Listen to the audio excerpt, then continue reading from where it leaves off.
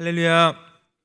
하나님께 첫 시간을 드리는 저희 모두에게 하나님께서도 좋은 것을 허락해 주시길, 은혜를 허락해 주시길 축원합니다. 삼손 이야기를 연속해서 살펴보고 있습니다. 어제 본문에서 이 삼손이 블레셋 사람들 1000명을 쓰러뜨린 이야기를 살펴보았는데, 이 일로 삼손은 이스라엘 사람들에게 인정을 받게 되었고 사사로 일을 하게 됩니다.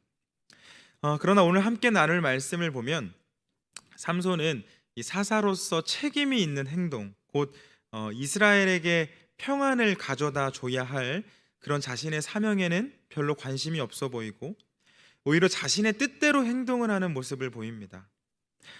사실 이 오늘부터 살펴볼 삼손 이야기는 너무나도 유명하고 또 많이들 읽으셔서 또 설교로 들으셔서 잘 알고 계시겠지만, 그럼에도 삼손의 이 연약함과 또 그가 했던 실수를 한 번 더 살펴봄으로써 저희도 하나님 앞에 같은 실수를 반복하고 있지는 않은지 돌아보고, 그래서 하나님께 실망이 아닌 기쁨을 드리는 그런 하나님의 자녀들이 되었으면 좋겠습니다.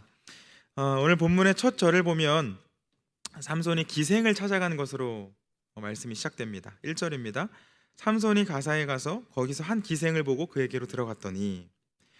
여러분, 어제 본문의 마지막 절 이게 어떻게 끝났나요? 오늘 본문 바로 앞에 있는 이 15장 20절입니다. 블레셋 사람의 때에 삼손이 이스라엘의 사사로 20년 동안 지냈더라. 삼손이 사사로 인정을 받은 직후에 소개된 그의 모습은 이방의 기생을 찾아가는 모습입니다. 여기서 들어갔더니, 들어갔다라는 이 표현은 원어로 볼 때 성적인 관계를 맺기 위해 들어갔다는 의미를 포함하고 있습니다. 그는 하나님께 바쳐진 나실인이었고 하나님의 일을 하는 사사가 되었지만 이방의 기생과 관계를 맺는 일에 조금 더 주저하지 않고 오히려 당당한 모습을 보입니다. 심지어 그가 찾아간 이 가사라는 땅은 삼손을 원수처럼 여기는 블레셋의 수도였습니다. 이 얼마나 오만하고 또 교만한 모습입니까? 삼손의 능력은 분명 하나님께서 주신 힘과 능력이었지만 하나님의 나라를 지키는 데 사용하는 것이 아니라 자신의 쾌락을 위해 위험한 상황을 만들고 허비하는 모습을 보입니다. 본인들의 땅에 이 기생을 찾아온 삼손을 못마땅하게 여긴 블레셋 사람들은 삼손을 그 자리에서 죽이려고 하지만 역시나 성공하지 못합니다. 이번에도 하나님께서 주신 강한 힘 덕분에 삼손은 그 위기를 극복하고 탈출합니다. 이번 위기를 극복할 때 깨달았으면 참 좋았겠지만 삼손은 여전히 정신을 차리지 못합니다. 이어지는 말씀을 살펴보면 역시나 감각에 이끌려서 살아가는 그런 삼손의 모습이 보입니다.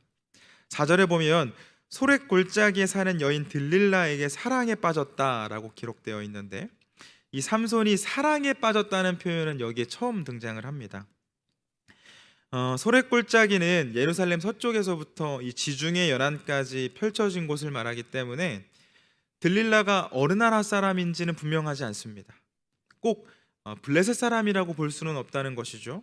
그러나 블레셋 사람들과 작당해서 지속적으로 삼손을 어렵게 한 것을 보면 이스라엘 사람이 아니라 아마도 블레셋 사람이지 않았을까 조심스럽게 추측해 봅니다.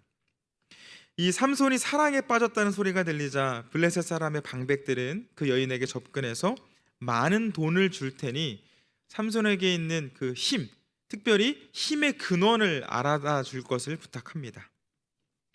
여기서 블레셋 사람의 방백들은 동맹을 맺은 5명의 이 블레셋 성읍의 통치자들을 뜻하는데, 이들이 삼손의 힘의 근원을 알아오는데 제시한 대가는 은 1100세겔씩이었습니다. 은 1100세겔은 약 64kg 정도가 된다고 하는데 각각 준다고 했으니 은을 320kg 정도나 준다고 한 것이죠. 당시 노동자의 하루 임금이 은 약 10에서 15세겔 정도였다고 하는 것을 보면 이 블레셋 사람의 방백들이 얼마나 삼손을 잡고 싶었는지를 알 수 있습니다. 그 조건에 합의한 들릴라는 삼손에게 힘의 근원을 묻습니다. 그런데 여러분, 이 삼손의 힘의 근원이 무엇이었습니까? 머리카락이었나요? 하나님이었죠. 그러므로 들릴라가 이 삼손에게 힘의 근원을 물었던 그 순간 삼손이 하나님을 떠올렸으면 얼마나 좋았을까요? 아, 맞다. 내게 능력 주신 분은 하나님이시지. 그런데 내가 그 능력을 하나님이 아닌 나를 위해 사용하고 있었구나 하고 깨달았으면 얼마나 좋았겠습니까? 하지만 삼손은 하나님을 떠올리지 못했고 사랑하는 여인이 던진 그 질문에 대답을 합니다. 물론 처음부터 사실대로 말하지는 않았습니다. 거짓말로 대답합니다. 먼저 새 활줄 7으로 자신을 결박하면 힘이 약해질 것이라고 말합니다. 그러자 들릴라는 블레셋 사람들에게 그 이야기를 그대로 전했고 블레셋 사람들은 마르지 않은 새 활줄 7개를 이 들릴라에게 구해다 준 후에 자신들은 옆방에 숨어서 대기를 합니다. 약속된 시간이 되자 들릴라는 그 줄로 삼손을 묶었고 블레셋 사람들이 들이닥쳤는데 삼손은 성경의 표현으로 불탄 삼실을 끊어내듯 끄는같이 끊어내어 버립니다. 모두가 당황했겠죠. 삼손도 들릴라도 블레셋 사람들도. 그 후에 블레셋 사람의 방백들이 이 들릴라를 나무라지 않았겠습니까? 지금 우리를 죽일 생각입니까? 확실하지 않은 장보를 가져오면 어떻게 합니까? 우리에게 화가 생길 경우 당신의 목숨도 온전하지 못할 것입니다. 이런 비슷한 결박하지 않았을까요? 이 궁지에 몰린 들릴라가 삼손에게 따져 묻습니다. 당신 나를 사랑한다고 한 거 가짜였나요? 진심 아니었나요? 어떻게 저한테 거짓말을 할 수 있어요? 이제 제게 진실을 말해주세요. 그 물음에 삼손이 말합니다. 한 번도 쓰지 않은 새 밧줄로 나를 꽁꽁 묶으면 나는 일반 사람들과 같을 것입니다. 역시나 새빨간 거짓말이었죠. 아무 일도 일어나지 않았습니다. 이 힘이 빠진 삼손을 기대한 블레셋은 다시 한번 뒤도 돌아보지 않고 도망을 쳐야 했습니다. 이쯤 되면 그 여인을 떠날 법한데 삼손은 여전히 들릴라의 옆에 있습니다. 그리고 들릴라도 포기하지 않고 삼손에게 한 번 더 묻습니다. 이봐요 삼손, 나를 사랑한다면 더 이상 나를 놀리지 말고 진실을 말씀해 주세요. 삼손이 대답합니다. 내 머리카락 7가닥을 배틀 날실에 섞어서 짜면 나의 힘이 약해질 것입니다. 그러나 이 역시 거짓말이었고 오늘 본문은 삼손이 또 한 번의 놀라운 힘으로 탈출을 하는 것으로 끝이 납니다. 여러분, 오늘 본문의 말씀은 이 사사가 된 삼손이 서서히 무너져가는 모습을 보여줍니다. 삼손이 거짓말을 하긴 했지만 마지막 대답을 보면 머리카락이라는 결정적인 힌트까지 주고 말았습니다. 삼손은 나실인이었죠. 그에게는 지켜야 할 3가지의 지침, 규례가 있었습니다. 하지만 그는 차례대로 무시하는 모습을 보입니다. 먼저는 죽은 사자, 그 사자의 시체를 만지면서 시체를 만지면 안 된다는 규례를 어겼습니다. 다음으로는 결혼식 피로연에서 포도주와 독주를 마심으로써 독주를 마시면 안 된다는 지침을 어겼죠. 이제 마지막 남은 규례는 머리에 삭도를 대지 않는다는 것이었는데 이 역시 어기기 직전까지 왔습니다. 이것으로 느낄 수 있는 것이 무엇입니까? 물론 이 삼손의 모습을 보면서 삼손 참 어리석고 답답하다라는 거 느낄 수 있지만 저는 이 말씀을 볼 때 이 집요하게 삼손을 붙잡고 늘어지는 들릴라와 블레셋의 방백들이 보입니다. 여러분, 이 이야기를 영적 싸움으로 본다면 사탄이 결코 호락호락하지 않음을 느낄 수 있습니다. 굉장히 집요합니다. 무너질 때까지 접근하고 또 유혹하고 공격하는 모습을 보입니다. 사탄은 하나님의 자녀를 강력한 한 방에 무너뜨리기도 하지만 서서히 집요하게 무너뜨릴 때가 많습니다. 그렇기 때문에 사탄에게는 이 죄가 틈을 탈 구실을 주면 안 됩니다. 여지를 주면 안 된다는 것이죠. 하나님의 뜻과 맞지 않다면 처음부터 단호하게 대처해야 합니다. 내일 이어서 살펴보겠지만 이 죄에 대해 단호하지 못했던 삼손은 결국 넘어졌습니다. 무너집니다. 저희도 신앙의 길을 걷다 보면 다양한 유혹들이, 죄의 유혹들이 찾아옵니다.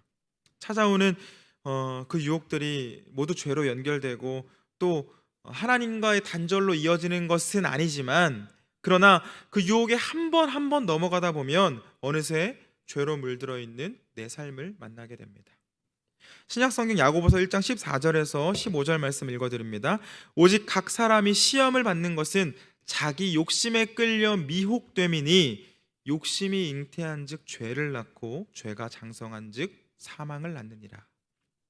성경은 말씀합니다. 욕심이 잉태한즉 죄를 낳고 그 죄가 장성한즉 사망을 낳느니라.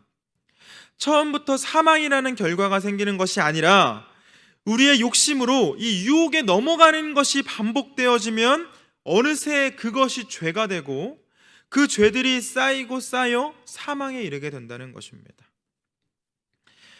담임 목사님께서도 많이 말씀하신 것처럼 사망으로 가는 길은 이 급격한 내리막길이 아니라 완만한 내리막길입니다.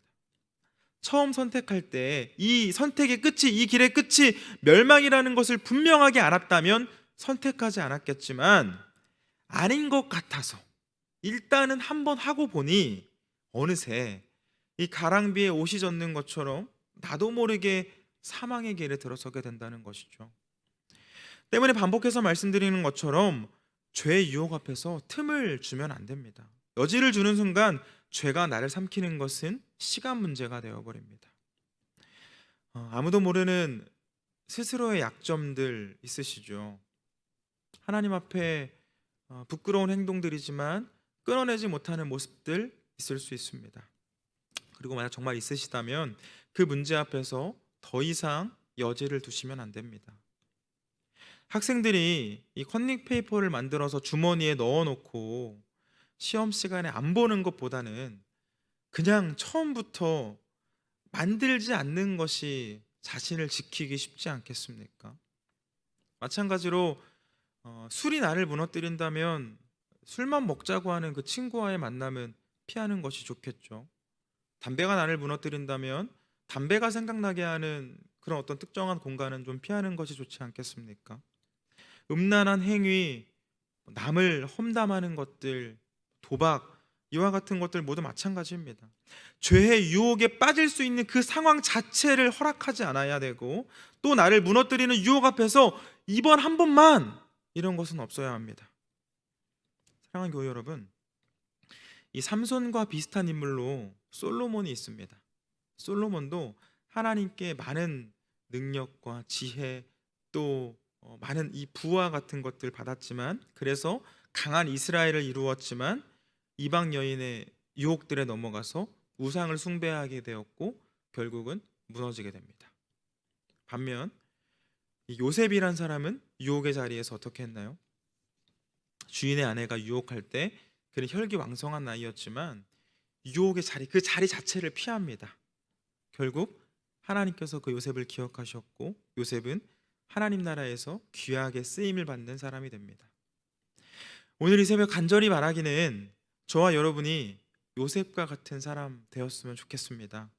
그래서 하나님께 기쁨이 되고 하나님께 귀하게 쓰임 받는 그런 하나님의 자녀들이 되었으면 좋겠습니다. 삼손처럼 솔로몬처럼 하나님께 받은 건 많이 있지만 결국은 유혹을 이겨내지 못하고 무너지는 것이 아니라 요셉과 같이 죄 앞에 단호함으로 나를 지켜내고 또 이 내가 속한 공동체를 이 죄로부터 지켜내는 그런 저와 여러분 모두가 되길 축원합니다.